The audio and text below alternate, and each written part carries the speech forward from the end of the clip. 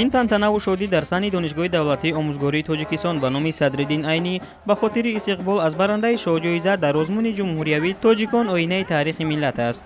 Омӯзгори ин муассисаи олии таълимӣ Наврасад Дӯстова тавонист дар байни омӯзгорони ҳамаи зинаҳои таҳсилот, ходимони илмию адабии муассисаҳои илмию эҷодӣ, фарҳангу санъат, аспирантон, унвонҷӯён, номзадони илм ва докторантҳои муассисаҳои таҳсилоти олии касбӣ ва муассисаҳои илмӣ пешсаф гардад ва шоҳҷоизаро ба даст орад.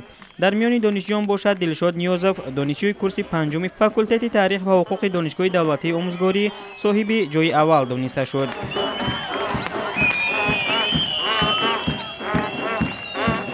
маросими истиқболи ғолибон дар донишгоҳ бо шукӯҳу шаомати идона сурат гирифт. Дар идома дар толори донишгоҳ маросими тантанавии қадрдонии ғолибон баргузор шуд. Зимни суханронӣ ректори донишгоҳи давлатии омӯзгории Тоҷикистон ба номи Садриддин Айнӣ Аҳлиддин Ибодуллозода зикр намуд, ки шоҳҷоиза ва ҷойи аввал дар озмуни ҷумҳуриявии Тоҷикон оинаи таърихи миллат мақоми донишгоҳро миёни муассисаҳои олии касбии кишвар дар ҷойи аввал муаррифӣ намуд ва ин натиҷа дар таърихи донишгоҳ дастоварди беназир дониста мешавад. Бо ҳамин рӯҳияи идонаву тантанавӣ роҳбарияти донишгоҳ омӯзгорону донишҷӯён ва дигар кормандони фаъолро бо мукофот пулӣ қадрдонӣ намуданд.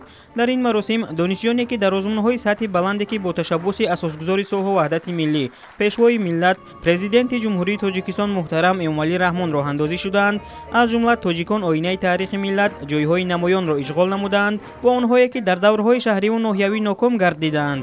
ҳамзамон ба омӯзгороне ки дар тайёр намудани иштирокдорони озмуну олимпиадаҳо саҳми назаррас доштанд бо мукофотҳои пулӣ, аз ҷумла ба соҳиби шоҳҷоиза ба маблағи 20 000 сомонӣ ва барои ҷойҳои якум, дуюм ва сеюм ба маблағи 10 000, 7 000, 5 000, 3 000 ва 2 000 сомонӣ.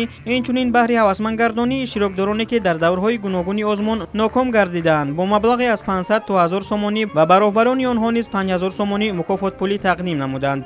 Маврид ба зикр аст, ки аз ҷониби раёсати донишгоҳи давлатии омӯзгории Тоҷикистон ба номи Садриддин Айнӣ ба ҳамаи иштирокдорони озмунҳо дар умум ба маблағи зиёда аз 300 000 сомонӣ тақдими тӯҳфаҳои пулӣ сурат гирифт.